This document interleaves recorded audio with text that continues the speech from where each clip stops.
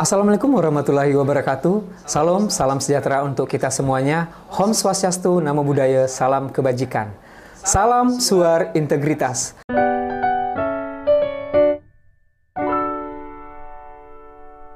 Bersama saya Noe, dan kali ini kita akan membahas terkait dengan rencana pembangunan AI oleh Inspektorat Jenderal bersama narasumber kita, Mas Hafiz Lidinillah, yang merupakan anggota tim pengembang AI Inspektorat Jenderal Kementerian Agama.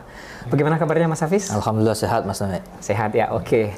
Baik Mas Hafiz, ini terkait dengan AI dan Inspektorat Jenderal Kementerian Agama. Nah, kira-kira nih AI dan Ijen ini kan sebagai satker yang bertugas sebagai pengawasannya. Nah, AI apa sih yang paling suitable, yang cocok buat Ijen Kemenak gitu? Iya. Baik, terima kasih Mas Noe. Bismillahirrahmanirrahim. Assalamualaikum warahmatullahi wabarakatuh. Waalaikumsalam warahmatullahi wabarakatuh. Jadi memang sekarang Inspektorat Jenderal Kementerian Agama itu sudah mengembangkan layanan pengawasannya berbasis teknologi informasi. Ya. Jadi Ijen sekarang sudah punya arsitektur enterprise dengan sistem informasi yang ada, mencoba untuk ditingkatkan lagi teknologinya dengan menggunakan AI. Nah, AI sendiri kan juga banyak macamnya Mas Noe. Iya, ada banyak. Iya, ada macam-macam. Kayak misalnya kita nonton film Netflix nih, itu kadang jenis movie yang kita nonton itu akan diberikan suggestion oleh Netflix. Itu yang bekerja AI. AI ya. Itu namanya salah satu reaktif AI namanya. Nah, itu contoh salah satu AI. Nah, di kita ini ada lagi contoh yang kita sering pakai itu terkait dengan aplikasi AI itu ChatGPT. ChatGPT. Itu masuknya dia limited memory AI atau lebih terkenal generative AI. Nah, AI tersebut nih kita akan coba adopsi nih, Mas Noe. Kira-kira cocok yang mana nih? Misalnya seperti ini. Arsitektur enterprise yang ada di Ijen itu kan semua bisnis proses pengawasan yang ada di Ijen itu tertuang dalam arsitektur enterprise. Ya. Nah, di arsitektur enterprise itu kan sudah kita coba kembangkan di sistem informasinya yang biasa kita kenal dengan si API. Si API ya. Nah, betul. Sekarang kita coba masuk nih AI-nya nih. Dari bisnis proses yang ada di si API tersebut, kira-kira subsection yang mana yang kita cocok untuk kita terapkan AI. Contoh misalnya untuk tentunya AI ini untuk mempermudah fungsi pengawasan kita ya. Betul sekali. Biar teman-teman di sekretariat atau teman-teman di auditor itu ketika melakukan fungsi-fungsi pengawasan dia terbantu dengan AI. Nah, sekarang kita mau yang seperti apa nih AI-nya nih? Seperti itu. Nah, misalnya mau katakanlah kita mau yang generative AI. Nah, generative AI pun juga banyak macam-macamnya. Misalnya gini. Katakanlah kita mau generative AI dengan LLM yang berbayar atau LLM yang free. Nah, LLM ini adalah Large Language Model, Mas Neo. Nah, Large Language Model ini adalah kayak semacam permodelan bahasa. Permodelan bahasa yang cocok. Yang cocok buat AI itu yang mana?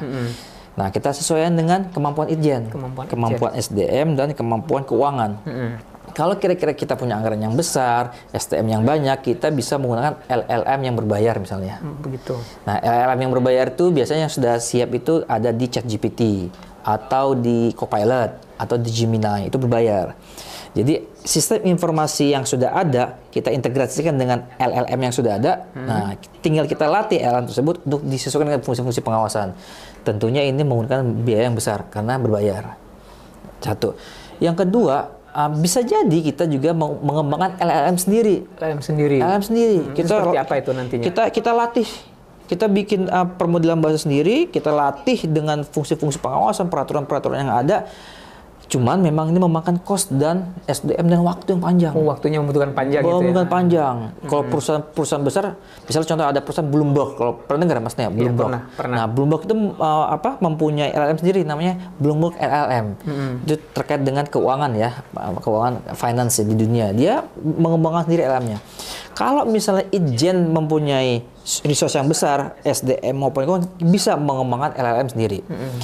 Atau kembali yang lebih pragmatis dengan keterbatasan waktu, dengan keterbatasan anggaran, menggunakan LLM yang sudah ada. Tinggal kita melatih LLM tersebut. Nah, misalnya kalau ChatGPT, ChatGPT itu memfasilitasi API, Mas Neo. Jadi sistem informasi Ijen yang sudah ada, kemudian kita koneksikan dengan AI-nya ChatGPT, itu sudah selesai. Jadi AI itu. Berarti lebih efisien, lebih cepat ya? Lebih efisien. Cuma berbayar per token. Ya? Oh iya. Mas Neo bayangkan, setiap transaksi komunikasi antara AI, sistem informasi kita dengan AI-nya ChatGPT itu berbayar. Berbayar, waduh. Bayar itu per token tuh. Misal contohnya ada auditor Ijen menggunakan sistem afirmasi Ijen menanyakan bagaimana analisis permasalahan tentang hukum nikah berdasarkan peraturan ABCD. Itu jawab AI semua. Itu bentuknya chatbots. Itu generative AI. Itu berbayar setiap token yang kita sampaikan. Nah, kalau kita mau yang gratis ada juga yang open source. Misalnya pakai LLM Llama 3 atau Llama 3 yang bisa dikenalnya. Nah, ini free. Kita tinggal mengambil API-nya saja. Cuman memang perlu ada effort yang besar dalam untuk melatih LLM tersebut. Begitu Masnya kurang lebih. Jadi ternyata ada banyak pilihan ya sebenarnya. Jadi dari pertimbangan-pertimbangannya mungkin mana nih yang cocok buat Ijen nantinya nih? Apakah AI yang terintegrasi atau yang parsial tadi itu yang buat Ijen sendiri? Lihat kita biasanya di pemerintahan ini kan kita bergerak tergantung tahun anggaran. Betul. Ya kan? Kalau misal sekiranya tahun anggaran sekarang hanya mampunya untuk menggunakan open source, kemudian melatih LLM 3, itu lebih baik pakai yang LLM 3 kalau keterbatasan anggarannya. Atau kalau punya anggaran banyak dikit, pakai yang ChatGPT. Nanti tim AI Ijen ini harus fokus untuk melakukan latih. Jadi AI ini seperti manusia, semakin banyak digunakan, semakin banyak dilatih, semakin pintar. Jadi harapannya itu AI Ijen ini dia bisa ya setingkat S1 lah, S1 mahasiswa lah. Jadi apa yang kita tanya dia memberikan jawaban yang valid tentunya. Kalau misalnya kita menggunakan ada beberapa AI di pasaran yang ada itu yang belum banyak terlatih, itu kadang-kadang jawaban yang diberikan kan terlalu umum, terlalu general, tidak spesifik. Nah, diharapkan AI Ijen ini mempunyai jawaban yang spesifik dan tentunya itu bukan menjadi final decision. Final decision tetap ada di manusianya, ada di auditornya atau di staff sekretariatnya. Jadi AI-nya sifatnya hanya tools, hanya buat alat bantu saja. Alat bantu ya. Gitu. Oke. Berarti dengan keadaan seperti itu, kira-kira kalau misalnya untuk posisi Ijen sendiri, kita tahu Ijen kan sebagai pengawas ya, sebagai pengawas pada Kementerian Agama. Nah, mungkinkah Ijen itu membuat dari nol atau memakai yang sudah ada aja nih untuk membantu dalam pengawasan itu untuk posisi AI ini? Nah, bagaimana? Dua-duanya sebenarnya memungkinkan. Memungkinkan. Yang pertama membuat dari nol, tadi saya sampaikan. Jadi melatih LLM dari nol, kita bikin LLM sendiri atau menggunakan LLM yang sudah ada itu mungkin sekali. Cuman kita harus mengukur kemampuan kita. Kira-kira yang visible yang sampai mana? Jangan sampai menjadi proyek mangkrak gitu kan. Artinya ini harus benar-benar dapat digunakan dan dimanfaatkan untuk kepentingan Inspektorat Jenderal Kementerian Agama. Oke, menarik sekali nih terkait dengan AI ini ya. Jadi kemungkinan ini dari pembicaraan orang nih Mas Hafiz ya. Ada yang mengatakan kalau AI ini menjadi kedepannya ini akan semacam menjadi musuh bagi pegawai nih. Bisa-bisa kedepannya ini jumlah pegawai terbatas nih dengan penggunaan AI. Apakah seperti itu penggunaan AI ini nantinya? Tergantung kita mendefinisikan AI itu sendiri. Kalau kita mendefinisikan AI itu sebagai saingan manusia atau robot seperti di film-film fiksi ilmiah bisa jadi. Karena ada beberapa riset yang sudah menyampaikan beberapa profesi terancam dengan ada AI ini. Tetapi kita harus ambil sesuatu yang sudah terukur. Misalnya gini, kita dalam memakai AI ini kan tentunya sebagai alat bantu, bukan untuk menggantikan seperti Microsoft Office, sebagai alat bantu kan seperti Microsoft Office, seperti printer kan nggak ada masalah sebenarnya. Jadi AI ini hanya sebagai membantu manusia melakukan analisis misalnya. Contoh misalnya dalam proses analisis auditor untuk menghasilkan sebuah LHA menghasilkan katakan 2 hari atau 3 hari. Dengan adanya AI bisa hanya 10 menit atau 15 menit. Kan dia bisa mendapatkan hasil yang banyak dengan waktu yang singkat. Itu kan membantu manusia, bukan menggantikan manusia. Betul seperti itu. Oke. Jadi pemirsa di rumah, jadi jangan khawatir dengan penggunaan AI ini. Tentunya seperti yang sudah dijelaskan tadi, kalau AI itu justru mempermudah pekerjaan manusia. Jadi teman-teman auditor atau yang lain, pegawai-pegawai yang lain, nggak usah takut dengan kehadiran AI ya. Justru senang harusnya ya, mempermudah pekerjaan yang tadi makan waktu berhari-hari jadi lebih simpel, lebih singkat. Baik Mas Hafiz, luar biasa sekali pembicaraan kita tentang AI ini dan mudah-mudahan nanti ini kedepannya nih Ijen akan menerapkan ya ini buat Ijen. Insyaallah. Dan kedepannya akan membantu sekali ya. Baik, ada hal yang ingin disampaikan lagi buat pemirsa kita nih yang mendengarkan Suara Integritas terkait dengan AI ini sendiri sebagai mungkin untuk auditi nih, untuk auditi yang akan mendengarkan ini. Kalau Ijen menggunakan ini seperti apa nanti auditinya?